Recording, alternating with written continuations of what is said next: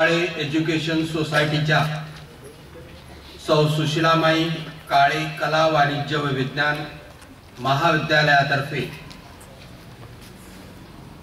माईंच्या 16व्या पुण्यस्मरणाचा कार्यक्रम साजरा करण्यासाठी आपण सर्वजण या ठिकाणी जमलेलो आहोत। तथाकथित डॉक्टर विचार करत असताना समाज सेवेचा विचार करणाऱ्या माननीय सौ सुधाजी कांक्रिया यांचा सत्कार आता संपन्न होत आहे। मी माननीय सौ चैतालीताई काळे यांना विनंती करतो की त्यांनी सुधाजी कांक्रिया यांचा सत्कार करावा। सत्काराचं स्वरूप आहे शाल, बुके आणि गौरव चिन्ह। आपल्या महाविद्यालयाच्या वतीने माननीय सौ सुधाजी कांक्रिया यांना गौरव चिन्ह प्रदान करण्यात येत आहे। चैतालीताईंनी त्यांना ते प्रदान करावे। कर्मवीर शंकरराव काळे एज्युकेशन सोसायटीचे सौभाग्यवती सुशीलामाई काळे कला वाणिज्य व विज्ञान महाविद्यालय कोळपेवाडी कोपरगाव आयोजित कैलासवासी परमपूज्य सौभाग्यवती सुशीलामाई काळे यांच्या या पुण्यस्मरण कार्यक्रमामध्ये अध्यक्षस्थानी उपस्थित असलेल्या आदरणीय चैतालीताई,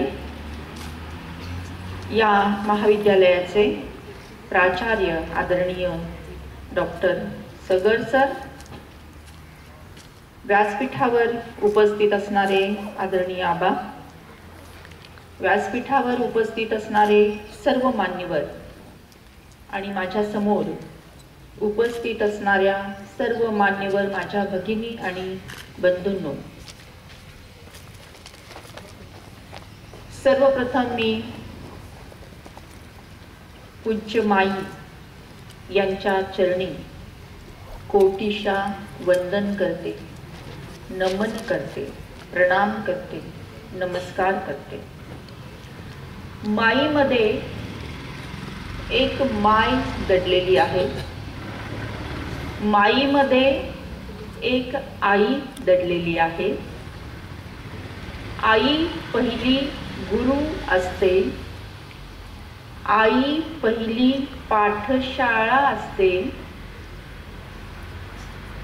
आई म्हणजे प्रेम, माया, ममता, आपुलकी, जिव्हाळा।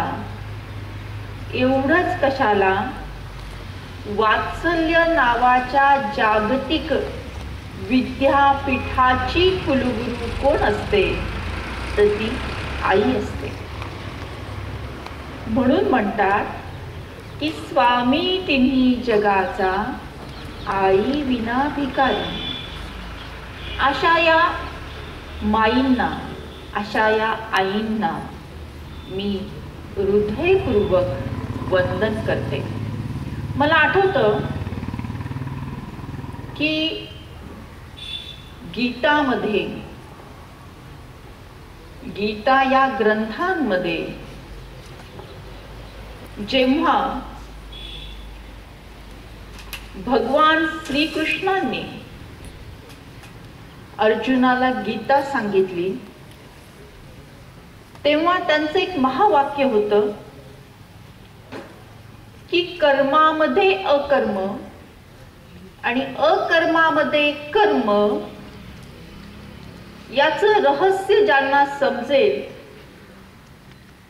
तो व्यक्ती विचाराने, कर्तृत्वाने हा अमर होईल। याचं उदाहरण सांगत असताना असं म्हटलं जातं की केव्हा आपण एखादं बी पेरलं, बी पेरल्यानंतर त्याचं झाड झालं, झाडाला फुलं आली, फळं आली आणि ते फळ आपण तोडलं, खाल्लं। बी पेरलं हे कर्म झालं, त्याचं झाड झालं, फळ आलं, ते या कर्माचं फळ झालं। आणि ते फळ आपण खाल्लं, इथे ती सायकल पूर्ण झाली. परंतु ही सायकल पुढे नेण्यासाठी ही सायकल इथेच न थांबता बी पेरलं, कर्म झालं, फळ आलं ते खाल्लं म्हणजे विशेष काही केलं नाही, म्हणजे ते अकर्म झालं. पण या अकर्मातून पुढे कर्म कशा पद्धतीने करायचं हे भगवानांनी सांगितलं. तर कशा पद्धतीने करायचं की जे फळ आपण खाल्लं ते खाल्लं म्हणजे संपणार आहे, पण ते संपू नये, ते पुढे कार्यरत राहण्यासाठी जे फळ आपण खातो त्यामध्ये सुद्धा बी असतं. ते बी परत पेरणं आणि परत त्याची हजारो बियांच्या माध्यमातून हजारो झाडांची निर्मिती होणं आणि त्यातून परत हजारो फळ निर्माण होणं आणि ते फळ खाताना परत ते बी पेरणं, अशी ही जी काही सकारात्मक कर्माची सायकल जर चालू राहिली तर या जगामध्ये स्वर्ग निर्माण होईल. या कलियुगाचं रूपांतर सत्ययुगामध्ये होईल.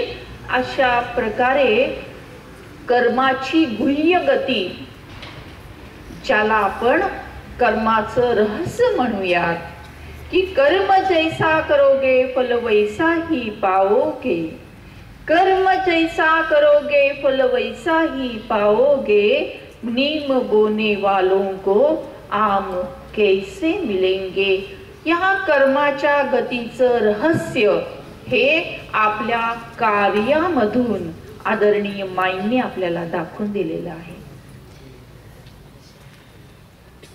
पुढे कर्माचा सिद्धांत सांगत असताना एक गोष्ट सांगितली जाते की कर्म श्रेष्ठ, नशीब श्रेष्ठ का बुद्धी श्रेष्ठ. मग तिघांनी आपापली भूमिका मांडली. तिघांनाही असं म्हणायचं होतं की नाही, कर्म म्हणालं नाही मी श्रेष्ठ आहे, सर्वात मी श्रेष्ठ आहे. नशीब म्हणालं की नाही मी तर फार श्रेष्ठ आहे, आणि बुद्धी म्हणाली की नाही मी सुद्धा खूप श्रेष्ठ आहे. या तिघांची अशी वादावादी चालू असताना तिथून बाजूला एक राजा जात असतो. तो राजा पाहतो की अरे या तिघांची काहीतरी वादावादी चालू आहे. तर तो राजा म्हणतो की अरे काय चाललंय माझ्या राज्यामध्ये, सुराज्य असलं पाहिजे, शांती असली पाहिजे, समृद्धी असली पाहिजे, आनंद असला पाहिजे, पण तुम्ही हा वादावादी काय करताय. मग तिघं म्हणतात की आमचं असं झालंय, आमचं असं वाद चाललेला आहे, तो विषय असा आहे. मग राजा म्हणतात चला सिद्ध करून दाखवा, तुम्ही काय काम करता, तुमचं काय कर्तृत्व आहे. तर बाजूला एक लाकूड तोड्या जाताना दिसतो. तर राजा म्हणतो पहा लाकूड तोड्या चाललेला आहे, प्रत्येकाने आपलं कर्तृत्व त्या लाकूड तोड्यांच्या माध्यमातून आम्हाला दाखवून द्यावं, म्हणजे मी समजेल की कोण श्रेष्ठ आहे. सर्वप्रथम कर्म त्या लाकूड तोड्यामध्ये प्रवेश करतो. तो लाकूड तोड्या एकदम ऊर्जा येते, त्याला एकदम शक्ती येते, आणि तो लाकूड तोड्या घरी जातो. त्याची तो लाकूड तोड्याची जी तलवार असते, ती जो कुऱ्हाड असते, ती कुऱ्हाड घेतो आणि शेतामध्ये जातो, जंगलामध्ये जातो, खूप लाकूड तोडतो. आणि लाकूड तोडून म्हणजे खूप शक्ती त्याच्यामध्ये येते, फिजिकल पॉवर येते, शारीरिक क्षमता त्याची विकसित होते. आणि तो सगळे लाकूड तोडून तो गाळा, खूप लाकूड तोडलेले असतात त्याला, पण त्याला असा प्रश्न पडतो की आपल्याकडे खूप शक्ती आहे, खूप लाकूड तोडलं म्हणजे रोज जेवढं तो लाकूड तोडत असतो त्यापेक्षा तिप्पट लाकूड तोडतो. आणि मग हा विचार करतो की आता हे आपण विकूयात आणि विकल्यानंतर आपल्याकडे पैसे निर्माण होतील आणि त्याच्याने आपण सुख शांती आनंद याचा अनुभव घेऊयात. परंतु त्याच्याकडे बुद्धी नसते, परंतु त्याच्याकडे नशीब नसतं, परंतु कर्मामुळे शक्तीमुळे तो तिप्पट लाकूड तोडतो आणि लाकूड तोडल्यानंतर त्याला असा प्रश्न पडतो की अरे कसं आपण हे बाजारात कसे एवढे लाकडं घेऊन जायचे. मग तो म्हणतो ठीक आहे, आपण ते लाकडाची मोळी बांधूयात, इथेच ठेवूयात, एक विकून येऊयात आणि परत आल्यानंतर दुसरी विकूयात. मग तो एक मोळी घेऊन जातो, विकतो आणि ती संपल्यानंतर परत दुसरी मोळी घेण्यासाठी जंगलामध्ये येतो. पाहतो तर अरे जेवढे लाकूड तोडलेले मोळी बांधलेली आहे ती 2 मोळ्या आणखीन एक्स्ट्रा होत्या, तर दोन्ही पण नाही तिथे. म्हणजे कुणीतरी चोरून नेल्या त्या, कारण नशीब सोबत नसतं. मग हे 8 दिवस असे जातात त्या लाकूड तोडायच्या शरीरामध्ये. तो कर्म आतमध्ये असतो. मग कर्माने त्याचं काम दाखवून दिलं. त्याच्यानंतर मग नशीब प्रवेश करतं आणि कर्म बाजूला होतो आणि तो लाकूड तोड्या जंगलामध्ये जातो. त्याची कुऱ्हाड असते सोबत आणि पाहतो तर अरे वा, ज्या चोरीला गेलेल्या ज्या होत्या त्याच्या मोळ्या त्या परत कुणीतरी आणून ठेवल्या इथे. तो म्हणतो अरे वा, आपण नशीबवान आहोत की ठीक आहे तेव्हा चोरी झाली होती, पण नशिबाने आपल्याला या 3 मोळ्या आपल्याला इथे भेटलेल्या आहेत. तर फार आनंद होतो त्याला. ते सगळ्या मोळ्या घेऊन तो म्हणतो की नाही, आता आपण बाजारात जाण्यापेक्षा आपण घरी जाऊयात आणि उद्या विकूयात, काय हरकत आहे.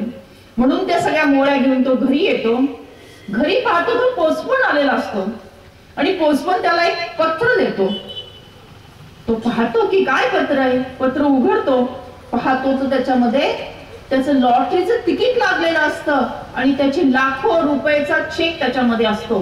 त्याला खूप आनंद होतो. अरे वा, आपण खूपच नशीबवान आहोत, आपल्याला एवढं काही मिळालेलं आहे. आणि तो म्हणतो अरे वा, आपल्याला आता कशाला विकायचं ह्या मोळ्या आपण तोडलेल्या आणि कशाला लाकूड तोडायचं, चला आनंद घेऊया. म्हणून तो झोपडीतून बंगल्यामध्ये येतो. बंगल्यामध्ये आल्यानंतर मग एक एक एक एक एक एक सगळे जे सुखसोयी जगामध्ये आहेत तर त्या सगळ्या उपभोगायला लागतो. मग असं करता करता त्याला आधी शाकाहारी असतो, तो आणखीन काही संगत लागते त्याला मांसाहारी होतो, बिडी प्यायला लागतो, दारू प्यायला लागतो आणि नको त्या सगळ्या वाईट सवयी त्याला लागतात आणि 8 दिवसामध्ये त्याचे पैसे संपतात आणि परत लाकूड तोडा जसा तो 8 दिवसापूर्वी होता तसाच तो राहतो. म्हणजे नशिबाने काम केलेलं होतं, कर्म त्याच्या सोबत नव्हतं आणि बुद्धी सुद्धा त्याच्या सोबत नव्हती. हे झालं नशिबाचं काम. मग नशीब त्याच्या अंगातून बाहेर येतो आणि बुद्धी त्याच्या अंगामध्ये प्रवेश करते. मग बुद्धीने प्रवेश केलेला आहे. मग तो लाकूड तोड्या विचार करतो, झोपेतून उठतो, अरे आपली कुऱ्हाड आहे ना, तिला आपल्याला धार केली पाहिजे. त्याच्या बुद्धी सांगते त्याला, अरे कुऱ्हाड ना ब्लड झालेली आहे, ते लाकूड तोडताना श्रम जास्त करावे लागतात, तू त्याला धार केली तर ती चांगलं काम करेल. मग तो लाकूड तोड्या त्या कुऱ्हाडीला धार करतो, लाकूड तोडायला लागतो. नेहमीपेक्षा 4पट लाकूड तोडले जातात. मग तो म्हणतो अरे वा, इतकं छान झालंय, कमी श्रमामध्ये जास्तच काम झालेलं आहे आपलं. मग अजून एक आपण कुऱ्हाड विकत घेऊया. अजून एक कुऱ्हाड विकत घेतो, एक असिस्टंट ठेवतो, त्याला पण लाकूड तोडायला लावतो. पण आता एवढं लाकूड तोडणं बाजारात कसं घेऊन जायचं. मग त्याची बुद्धी त्याला सांगते की नाही, आधी तू ते लाकूड तोडलीस ना, त्या लाकडानेच तुला एक गाडा बनवता येईल. मग त्या लाकडाने तो एक गाडा बनवतो, त्या गाड्यामध्ये ते लाकूड ठेवतो आणि मग तो बाजारामध्ये घेऊन जातो. बाजारामध्ये घेऊन गेल्यानंतर त्याला दुप्पट तिप्पट 4पट भाव मिळतो, कारण त्यांनी श्रम जास्त केलेले असतात. मग परत तो घरी येतो, विकल्यानंतर ते पैसे घेतो आणि त्याच्या श्रमाने मिळालेले त्याला ते पैसे असतात. तो म्हणतो की नाही, आपण चांगलं काम केलेलं आहे, आपल्याला जास्त पैसे मिळालेले आहेत, तर आपण काहीतरी दान केलं पाहिजे. आपल्याकडे जास्त पैसे आलेले आहेत, आपण जरी श्रम केले असले तरी पण समाजाचा सुद्धा त्याच्यामध्ये काहीतरी हक्क आहे. म्हणून तो 2 पैसे मंदिराला देतो, 2 पैसे गाईला देतो, 2 पैसे गरीबाला देतो, 2 पैसे शाळेला देतो आणि अशा प्रकारे त्याचं जीवन सुरू होतं. त्याची हळूहळू उन्नती व्हायला लागते. तो गावचा सरपंच होतो आणि मग त्याला कधी पाठीमागे बघावं लागत नाही. आणि हे बुद्धीने केलं, मग आता ही बुद्धी, मग हे कर्म आणि हे नशीब, हे सगळे जण राजाकडे जातात आणि म्हणतात की सांगा आता कोण श्रेष्ठ आहे. तर सांगायची गरज आहे का कोण श्रेष्ठ आहे? कोण श्रेष्ठ आहे? बुद्धी श्रेष्ठ आहे. आणि अशी बुद्धिवान युवा पिढी घडवण्याचं काम, अशी बुद्धिवान युवा पिढी घडवण्याचं काम आदरणीय माईंनी केलेलं आहे. एवढ्या शिक्षण संस्थांची त्यांनी उभारणी केलेली आहे, त्याचा पाठपुरावा केलेला आहे. आणि माईंचं हे जे कर्तृत्व आहे, हे कर्तृत्व केवळ एका पिढीपुरतं नाही, तर अनेक पिढ्यांना ही शिक्षणाची गंगोत्री त्यांनी बहाल केलेली आहे. तर माईच्या कर्तृत्वाला मी सलाम करते.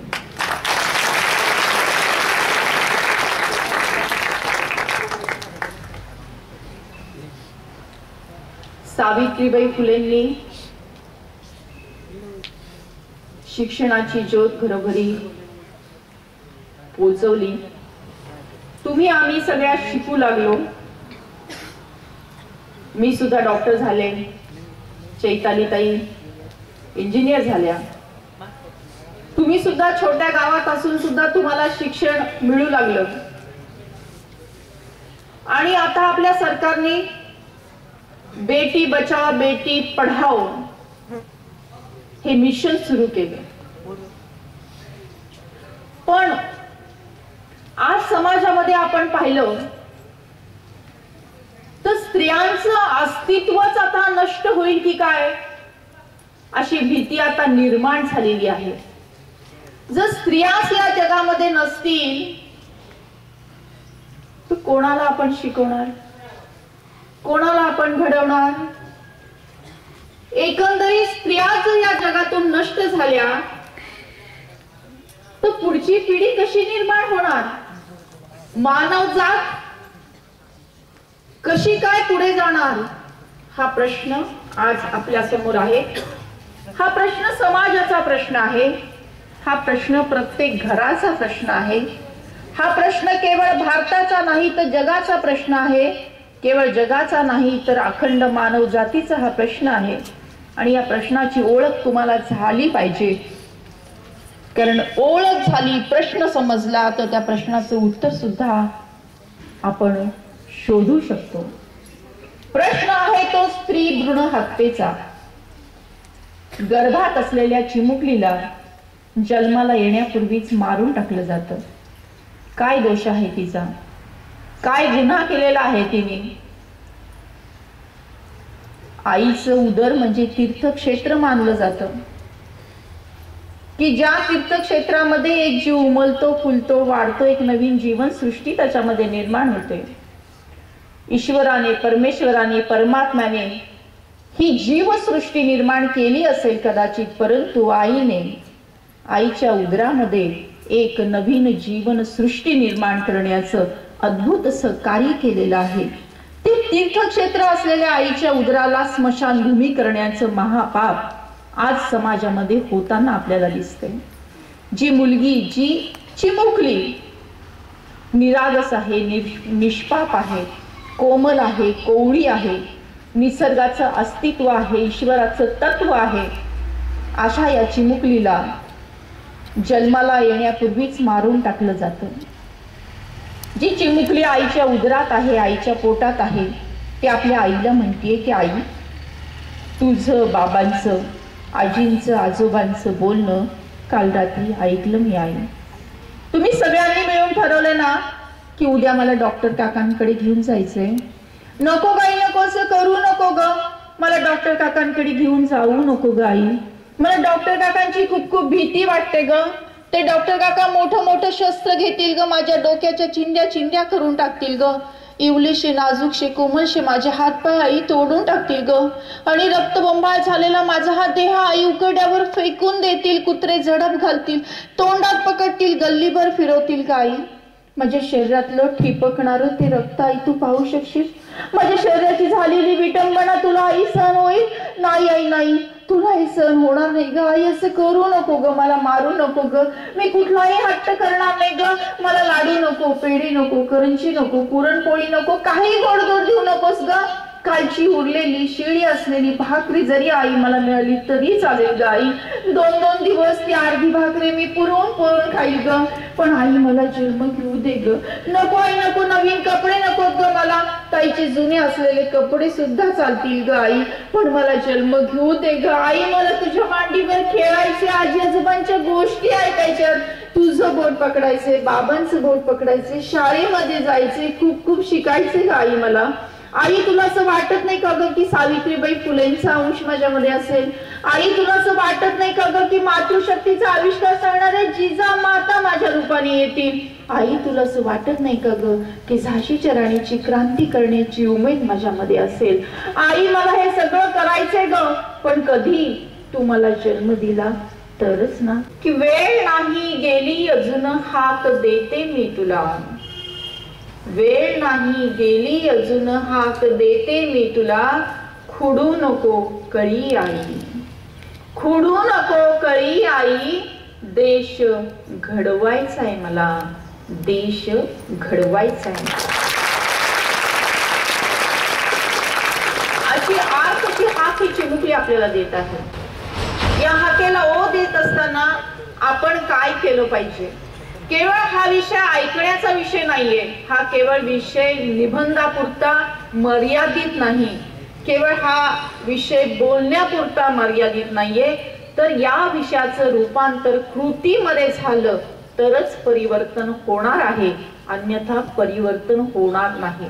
मग या परिवर्तनासाठी एक 11 कलमी कृती कार्यक्रमाचं आयोजन केलेलं आहे. त्यातला सर्वात पहिला कलम आहे ठराव करणे, म्हणजे संकल्प करणे. आपण सगळ्यांनी संकल्प केला पाहिजे, ठराव केला पाहिजे की आमच्या कुटुंबामध्ये एकही स्त्री भ्रूण हत्या होणार नाही आणि प्रत्येक स्त्री जन्माचे आम्ही स्वागत करू. अशा प्रकारचा ठराव करणं हा पहिला कलम आहे. दुसरा कलम आहे आपल्या परिसराचा, आपल्या गावाचा लिंग गुणोत्तर, म्हणजे सेक्स रेशो आपल्याला माहिती पाहिजे.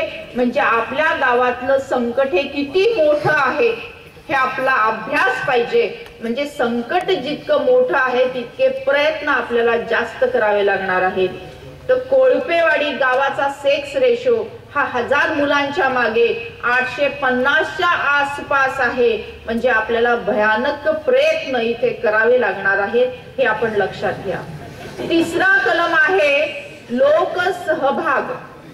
लोकसहभागासाठी प्रत्येक घराचा, प्रत्येक विद्यार्थ्याचा, प्रत्येक कुटुंबाचा सहभाग याच्यामध्ये आवश्यक आहे. मग तो सहभाग कशा पद्धतीने घ्यायचा? तर इकडे परत 2 विषय येतात की एक की मुलगा झाला की सगळीकडे आनंद व्यक्त होतो आणि पेढे वाटले जातात, पण मुलगी झाली तर सगळं घरदार उदास आणि निराश होतं. हा उदासपणा आपल्याला काढून टाकायचा आहे, निराशा आपल्याला काढून टाकायची आहे आणि त्या जागी आनंदाची पेरणी आपल्याला करायची आहे. म्हणजे मुलीच्या जन्माचं सुद्धा आनंदाने स्वागत झालं पाहिजे आणि त्यासाठी कन्या जन्म आनंद सोहळा आपल्याला साजरा करायचा आहे. काय असतो तो सोहळा? तर मुलीच्या जन्माचा आनंद व्यक्त करायचा, त्यासोबतच मुलीला झबलं घेणं, कपडे घेणं, आईची खणा नारळाने ओटी भरणं आणि सासूबाईंना सुद्धा फूल आणि नारळ देणं, अशा पद्धतीचा कन्या जन्म आनंद सोहळा आपण लोकसहभागातून साजरा करू शकतो. आपण आपल्या महाविद्यालयाचं समजा उदाहरण घेतलं तर आपल्या या महाविद्यालयामध्ये एकंदरीत विद्यार्थिनींची संख्या किती आहे? 675 आहे. म्हणजे 675 कुटुंब आज इथे जोडले गेलेले आहेत. या 675 कुटुंबामध्ये जर मुलीचा जन्म झाला तर प्रत्येक विद्यार्थिनींनी 1 रुपयाचा सहभाग नोंदवायचा आहे. 1 रुपया जर प्रत्येकाने दिले तर 675 रुपयाची रक्कम जमा होईल आणि त्याच्यामधून आपल्याला कन्या जन्म आनंद सोहळा आपल्याला साजरा करायचा आहे. तो पण वैयक्तिक नाही तर सार्वजनिक. जेव्हा तुमचा सार्वजनिक कार्यक्रम 2 महिन्यांनी, 3 महिन्यांनी, 4 महिन्यांनी जेव्हा एखादा कार्यक्रम असेल, त्या कार्यक्रमामध्ये अशा प्रकारचा कन्या जन्म आनंद सोहळा साजरा करायचा आहे आणि प्रत्येक मुलीसाठी तो साजरा करायचा आहे।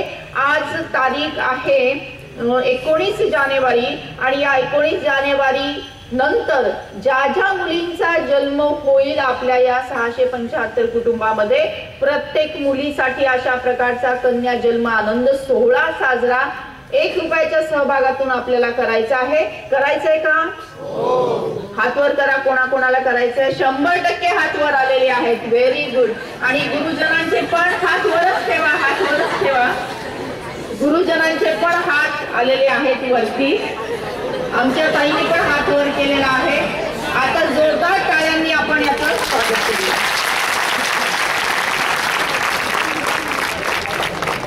या कार्यक्रमाचं वेगळं वैशिष्ट्य म्हणजे या कार्यक्रमात बेटी बचाव स्त्री भ्रूण हत्या ठराव मांडण्याचा कार्यक्रम आता संपन्न होईल। मी आदरणीय चैतालीताईंना विनंती करतो की त्यांनी या ठरावासाठी सूचना मांडावी आणि प्राचार्यांना विनंती करतो की त्यांनी या सूचनेला अनुमोदन द्यावे। मी आज सर्वांना या दिवशी म्हणजे आपल्या माईंच्या पुण्यस्मरणा दिवशी स्त्री जन्माचं स्वागत करा असंच सांगते आणि त्याचा ठराव आपण सर्वांनी घ्यावा आणि तो आज इथे घेऊया, अशा दिवशी घेऊया की आपण सर्व जण अशा या शाळेत शिकतो किंवा अशा या महाविद्यालयात आहोत जी माईंचं हे खरं स्वप्न होतं आणि आपण सर्वजण आज तिथे शिकतो। आपण कुणीतरी बनणार आहोत, कुणीतरी बनतानाच त्यांनी जे आपल्याला शिकवलेलं आहे की संस्कार, संस्कृती आणि जे काय आज मुलांनी सांगितलंय, सरांनीही आपल्याला खूप माईंबद्दल सांगितलंय। तर मला असं वाटतं की माई हे स्वतः म्हणजे आज इथे भरपूर मुली बसलेल्या आहेत, त्याचबरोबर मुलं पण आहेत आणि सर्वांना मुलींचं महत्त्व हे आज तर नक्कीच माहीत आहे। तर आपण सर्वांनी अशा या चळवळीत सहभागी व्हायचंय आणि मी अध्यक्ष बनून या नात्याने ही सूचना देते की आपण सर्वांनी स्त्री जन्माचं स्वागत करायचं। स्त्री जन्माचे स्वागत या ठरावासाठी मी अनुमोदन देत आहे। धन्यवाद। या ठिकाणी आपल्या या कार्यक्रमाच्या अध्यक्ष माननीय सौ चैतालीताई काळे तसेच आजच्या कार्यक्रमाच्या प्रमुख पाहुण्या माननीय डॉक्टर सौ सुधाताई कांक्रिया यांनी केलेल्या सूचनेप्रमाणे आणि यांनी आपल्या केलेल्या उद्बोधनाप्रमाणे या ठिकाणी आपण स्त्री जन्माचे स्वागत हा ठराव घेत आहोत। मी या ठरावाचं वाचन करत आहे। आज आदरणीय स्वर्गीय सौ सुशीलामाई काळे यांचा स्मृतिदिन आहे। त्यांच्या कार्याला आम्ही विनम्र अभिवादन करतो व त्यांनी घालून दिलेल्या सामाजिक मार्गावर पावले टाकून आम्ही शैक्षणिक गुणवत्तेचा आलेख उंचावत आहोत। आम्ही आज त्यांच्या स्मृतिदिनी स्त्री जन्माचे स्वागत करा हा ठराव घेत आहोत। याविषयी मार्गदर्शन करण्यासाठी स्त्री जन्माचे स्वागत करा व बेटी बचाओ या राष्ट्रीय चळवळीच्या प्रणेत्या डॉक्टर सुधा कांक्रिया यांना निमंत्रित केले आहे। त्यांनी मार्गदर्शन केल्याप्रमाणे आम्ही हा ठराव घेत आहोत। ठरावाचा मसुदा असा आहे। आमच्या सौ सुशीलामाई काळे कला वाणिज्य व विज्ञान महाविद्यालय गौतम नगर तालुका कोपरगाव जिल्हा अहमदनगर येथील कुटुंबियांमध्ये एकही स्त्री भ्रूण हत्या होणार नाही याची आम्ही पुरेपूर दक्षता घेऊ। नवजात बालिकेच्या स्वागतासाठी कन्या जन्म आनंद सोहळा साजरा करू आणि त्यासाठी 1 रुपयाची जादू योजना राबवू असा हा ठराव आपण आवाजी मतदानानं आणि टाळ्यांच्या गजरात त्याला अनुमोदन द्यावे अशी मी तुम्हाला सर्वांना विनंती करते। धन्यवाद। या स्त्री जन्माचा ठराव आपण या ठिकाणी सगळ्यांनी संमत केलेला आहे आणि मी आपल्या कार्यक्रमाच्या अध्यक्षा सौ चैतालीताई यांना विनंती करते की आपण आपल्या शुभ हस्ते हा ठराव आजच्या कार्यक्रमाच्या आपल्या प्रमुख पाहुण्या वक्त्या डॉक्टर सुधाताई कांक्रिया यांना द्यावा अशी मी त्यांना मनपूर्वक विनंती करते.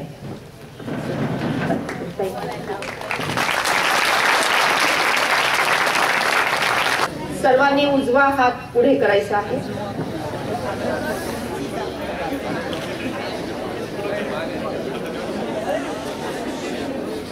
डोळे बंद करून बंद डोळ्यांसमोर आपण भारत मातेचं चित्र आणलेलं आहे आणि माझ्या पाठीमागे आपल्याला ही शपथ घ्यायची आहे. भारत माझा देश आहे. सारे भारतीय माझे बांधव आहेत. माझ्या या देशात स्त्री पुरुष समानता नांदावी यासाठी मी सदैव प्रयत्न करेन. स्त्री एक महान शक्ती आहे. ती अनंत काळची माता आहे. मुलगा अगर कुलदीपक असेल तर मुलगी कुलदीपिका आहे. त्यांचा सन्मान करणे हे माझे कर्तव्य आहे. मी हुंडा देणार नाही. मी हुंडा घेणार नाही. मी स्त्री भ्रूण हत्या करणार नाही. करू देणार नाही. मी स्त्री जन्माचे स्वागत करेन. त्याविषयी जनजागृती करेन. अशी शपथ सर्वांच्या साक्षीने आम्ही घेत आहोत. हात खाली घ्यायचा आणि भारत मातेचा जय जयकार हात उंच करून उंच आवाजात करायचंय. भारत माता की वंदे मातरम.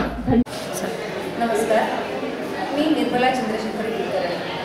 मी कोळपेवाडी गौतमनगर येथील सर्व सुषमाबाई काळे कला वाणिज्य आणि विज्ञान महाविद्यालयामध्ये प्राध्यापिका म्हणून कार्यरत आहे. 25 वर्षापूर्वी मी 2 मुलींवरच थांबण्याचा जो निर्णय घेतला तो मला आज अतिशय अभिमानास्पद असा वाटतो. त्यावेळी ज्ञात अज्ञात व्यक्तींनी आणि त्या काळात स्त्री बचाव बेटी बचाव ही जी चळवळ चालू होती त्या चळवळीतील विचार प्रवाह माझ्या या विचारांना कारणीभूत ठरलेला आहे. या निर्णयामध्ये माझ्या पतीने देखील मला अतिशय मनोमन साथ दिलेली आहे. आज माझ्या मुलींना मी उच्च शिक्षण दिलेलं आहे. माझी एक मुलगी आर्किटेक्ट इंजिनियर आहे. ती स्वतःच्या पायावर उभी आहे आणि तिचे जीवन अतिशय आनंदाने असं घडलेलं आहे. तर माझी दुसरी मुलगी ही बॅचलर ऑफ फाईन आर्ट होऊन ग्राफिक आणि वेब डिझायनर आहे आणि ती देखील एका IT कंपनीमध्ये आज चांगल्या प्रकारे कार्यरत आहे. मुलगा नाही याचं मला आज तरी अजिबात वाईट वाटत नाही. उलट माझ्या मुलींचा मला मनापासून अभिमान